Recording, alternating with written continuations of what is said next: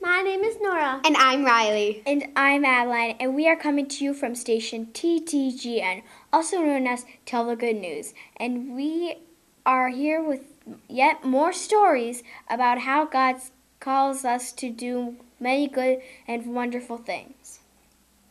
We will start with today's Bible story to see how God challenges us to listen to God's calling.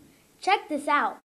In today's Bible story, we find Jesus challenging the people around him to believe in him. Sometimes Jesus would talk about himself by comparing him to other things. This time, Jesus called himself the bread of life that came from heaven.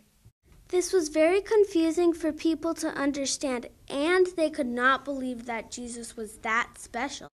Then Jesus reminded the people about the time when their ancestors, the Israelites, wandered in the wilderness after they escaped from the Pharaoh in Egypt. When the Israelites found themselves hungry and without food, God sent bread or manna from heaven. In the same way, Jesus tells the people to trust that he is the bread that will save them. They just had to believe it. It sounds like back in Jesus' time, it was really hard for people to believe that Jesus was the one who would save them. I think that's still true for us today. It's hard to trust that God can love us that much.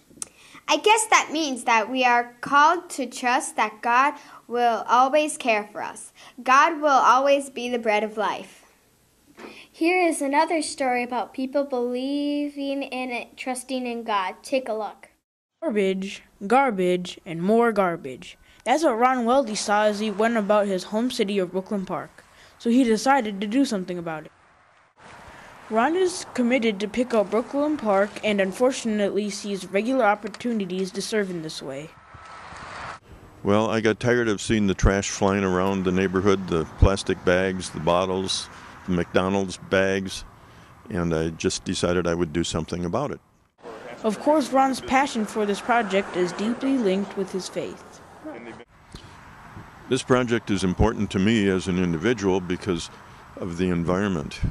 God told us that he provided this environment and we are to take care of it. We are stewards of the environment. And that's why we have several people that feel that way as I do. God is with me because when I saw I couldn't do it myself, the first place I turned was to our church. And we received several volunteers. In fact, now out of the 85, probably half of the volunteers are from Prince of Peace. So thank you, Ron Weldy, for helping to keep our neighborhoods clean.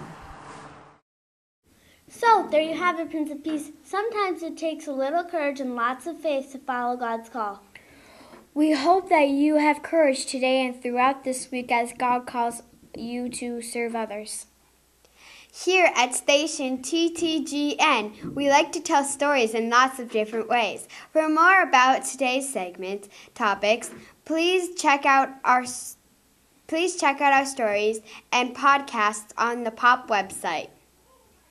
Have a great rest of the day, Prince of Peace. Bye! All the chisels I've dulled, carving idols of stone that have crumbled like sand neath the waves. I've recklessly built all my dreams in the sand just to watch them all wash away. Through another day, another trial, another chance to reconcile to one who sees past all I see.